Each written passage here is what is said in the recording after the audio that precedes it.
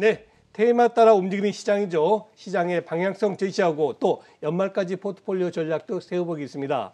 A1 리서치의 조일교 대표 스튜디오에 직접 모셨습니다. 대표님 안녕하십니까? 네, 반갑습니다.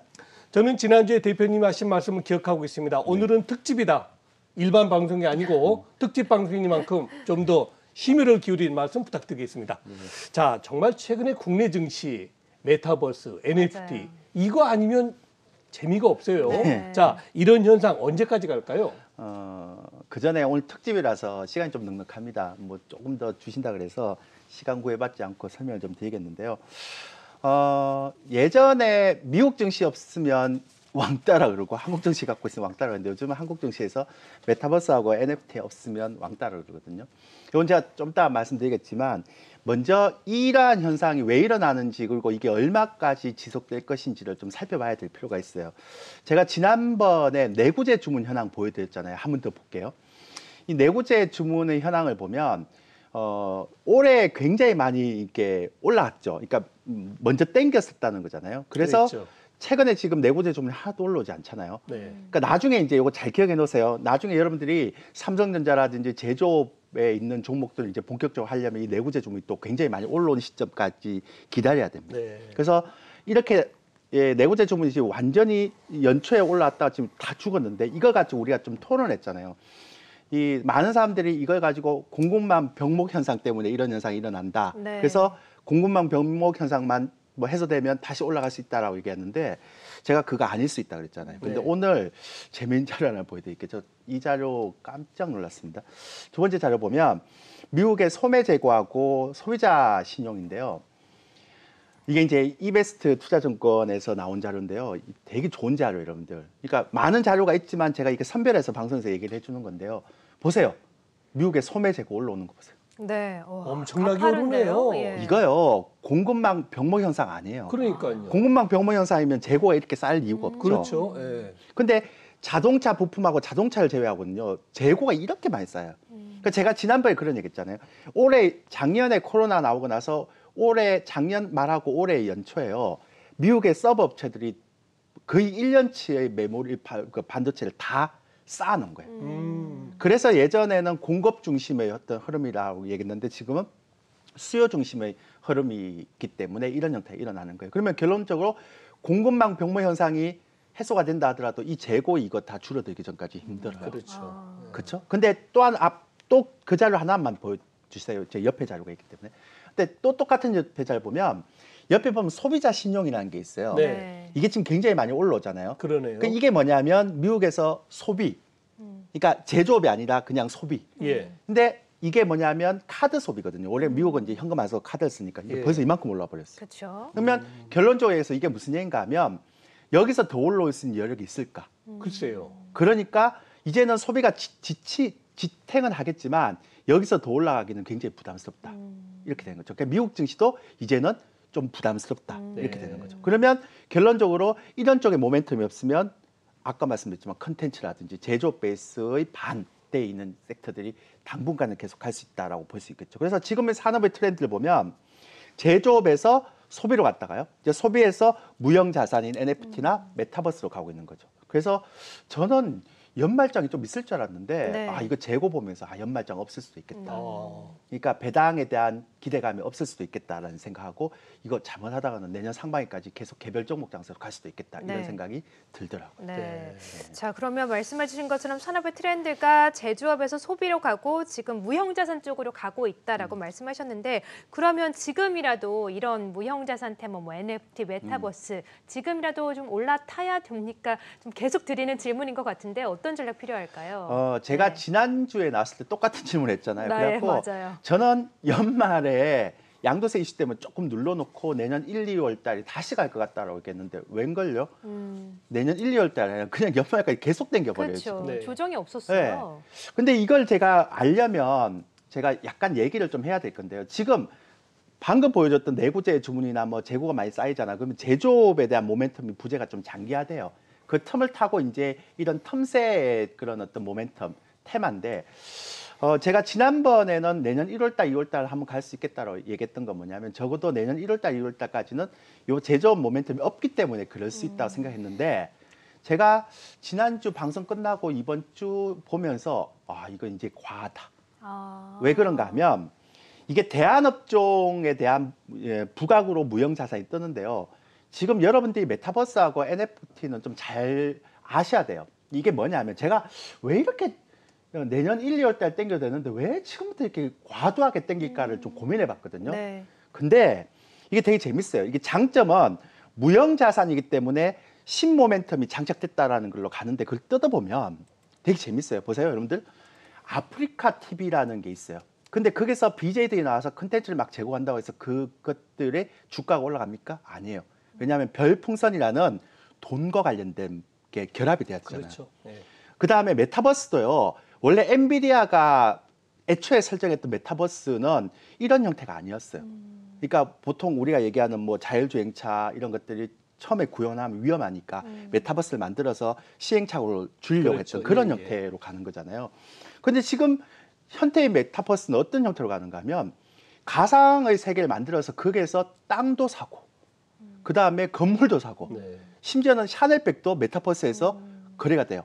물론 이제 실제 샤넬백만 1,000만 원이면 거기서는 뭐 50만 원, 100만 원 이렇게 되는 거죠. 네. 그러니까 이게 뭐냐면 이 가상의 공간에서 NFT라는 그러니까 뭐 좀 암호화폐로 대변되는 그 암호화폐로 대변되는 그런 부분들이 결합이 되면서 이게 굉장히 일정 그냥 그 하나의 컨텐츠만 있으면 매력적이지 못한 것들이 자본주의적인 논리가 들어가면서 굉장히 매력적인 거죠. 네. 근데 이번에 게임이 그렇게 접목이 된 거예요. 그렇죠.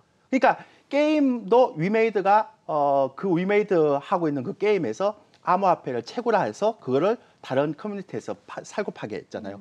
원래 게임 아이템을 거래하는 건 불법이거든요. 근데 제가 왜 이 얘기를 하는가 하면 지금 이렇게 땡기는 건 두 가지 이유라고 생각해요. 왜냐하면 벌써 이게 이제 이슈가 되니까 그러니까 모멘텀을 붙이는 건 좋아요. 아까 아프리카 TV나 메타버스처럼 모멘텀을 붙이는 건 좋은데 이제는 너무 올라가니까 사회적 이슈가 되니까 여기서부터 이제 법적인 부분이 이게 불법인지 불법이 아닌지에 대한 판단이 들어가게 돼 있어요. 그렇죠. 벌써 지금 들어가 있어요. 법적. 그러면 제가 만약에 메타버스 그러니까 NF나 메타버스를 올리는 세력이라면 실질적으로 이 법이 그러니까 이 판례라든지 이런 어떤 결정이 나오기 전까지는 일정 부분 무조건 땡겨놔야 될 것 같아요.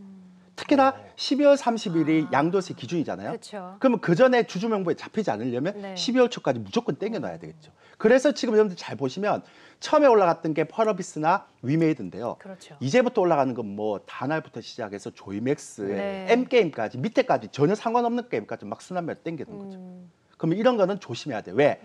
우리가 네이버나 카카오를 봤잖아요. 네이버나 카카오가 이슈가 되면 정부에서 또 규제가 나오잖아요. 그렇죠. 그렇죠. 그처럼 이것도 규제가 나오면 그때부터 시작해서 또 여러분들이 굉장히 부담스러울 수 있어요. 네. 그래서 제가 볼 땐 지금 이렇게 돌아가는 상황을 보니까 양도세 이슈 전에 이게 끌어올려서 이게 규제 이슈에 대한 어떤 정부의 어떤 정책이나 뭐 이런 판단이 나오면 빼려고 그렇게 과하게 좀 땡기는 것 같아요. 그래서 이런 부분들이 있기 때문에 제가 볼 때는 이제부터 12월 초까지는 NFT나 메타버스는 점진적인 이익 실현으로 가야 됩니다. 지난주까지는 그래도 매력적이었는데 네. 저는 이번 주에는 노 이렇게 얘기해요.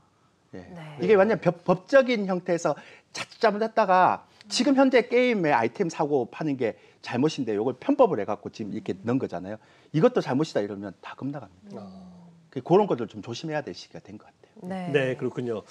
자, 결국 우리 조 대표님이 이렇게까지 하시면서 노 하셨는데, 자, 그러면 NFT나 메타버스까지도 이익 실현을 해야 된다 그러면 정말 기대할 게 없을 것 같아요. 그러게요. 자, 조 대표님, 오늘이 특집 방송입니다. 지금까지 방송 좋았지만 이제 마지막 질문 됩니다. 여기서 더 우리 시청자분들이 야, 오늘 정말 특집이구나. 이거 느끼시게 해주시면 고맙겠습니다. 자, 마지막 질문입니다. 그렇다면 메타버스하고 NFT 다음에 주도할 종목, 업종은 과연 무엇입니까? 우리 너무 힘을 주시네요. 제가 부담스러워서. 근데 이제 메타버스나 NFT는 지금 당장 팔라는 게 아니라 이제 점진적으로 그렇죠. 팔아야 되겠죠. 예. 왜냐하면 12월 초까지 이제 후발주들이 쭉 땡기잖아요. 이런 게 그렇죠. 이제 우리 보통 선수들이 봤을 때는 다 이게 분위기 몰아가 네. 떨어내는 거라고 생각하거든요. 근데 네. 이번에 연말장전 없다고 보고요. 내년 1월 달에 준비를 해야 되는데 이번 주에 미중 정상회담 보고 깜짝 놀랐어요. 왜요? 왜냐하면 굉장히 세더라고요, 중국이. 네. 그리고 되게 예민해요. 근데 두 정상 간에 굉장히 의견 합치가 되는 게 딱 하나가 있어요. 환경 분야. 그렇죠. 맞아요. 네. 네. 그리고 또 제가 한번 얘기 드릴게요. 올해 하반기에 메타버스나 뭐 NFT 같은 게 이런 것들이 올라가고 막 그랬잖아요. 근데 올해 하반기에 올라간 거 보면 여러분들 제조업 베이스의 부재의 어떤 정책 때문에요. 실질적으로 인위적으로 만든 가상의 모멘텀이 올라간 거잖아요. 그럼 내년 1월 달부터는 다시 이 가상의 소위 거품이 있는 섹터는 좀 빠지고요. 실제 제가 얘기했던 실제 이제 수혜를 볼 수 있는 섹터를 봐야 되는데 이렇게 되면 메타버스나 NFT의 게임주는 말도 안 되는 거고 제가 볼 때 이러면 안 돼요. 이거는 이런 표현 좀 이상할지 모르지만 약간 세미 사기예요. 네, 아. 세미 사기. 예, 약간 준 사기다. 준사기다. 예. 그러니까 편법이라고 그러는 거죠. 네. 그러니까 이렇게 되면 안 되고요. 메타버스의 원래의 목적으로 가야 돼요.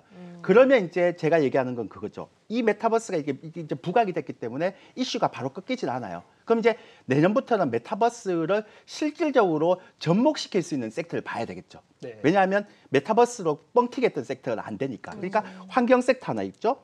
그다음에 제조업은 아까 뭐 내구재 주문 올라오거나 재고가 끊기기 전까지 힘드니까 다른 섹터를 찾아야 되잖아요. 그러면 뭐입니까?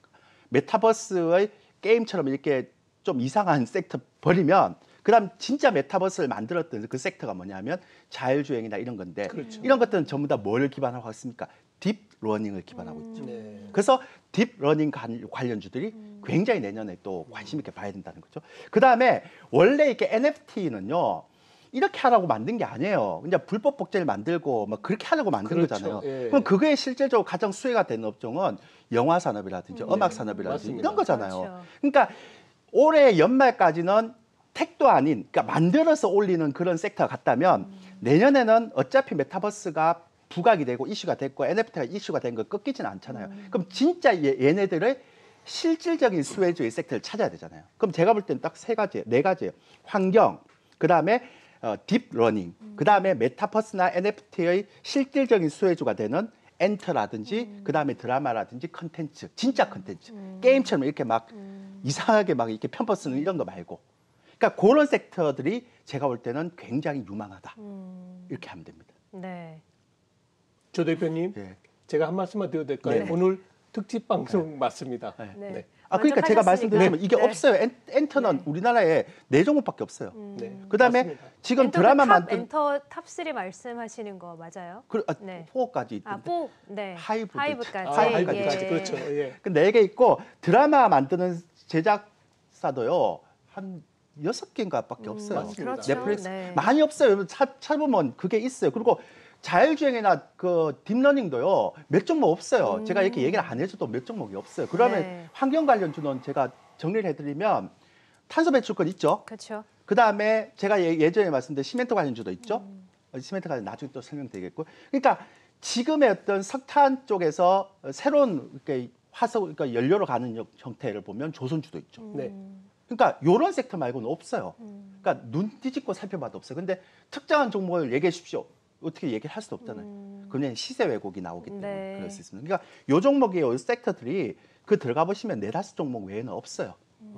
그리고 보세요. 게임주 한번 올라가잖아요. 다 합니다. 그러니까 뭐가 1등주, 2등주 이 개념 없습니다. 그러니까 네. 제가 볼 때 다시 한번 정리할까요? 환경 관련주, 엔터주, 컨텐츠주, 자율주행주, 딥러닝 관련주. 네.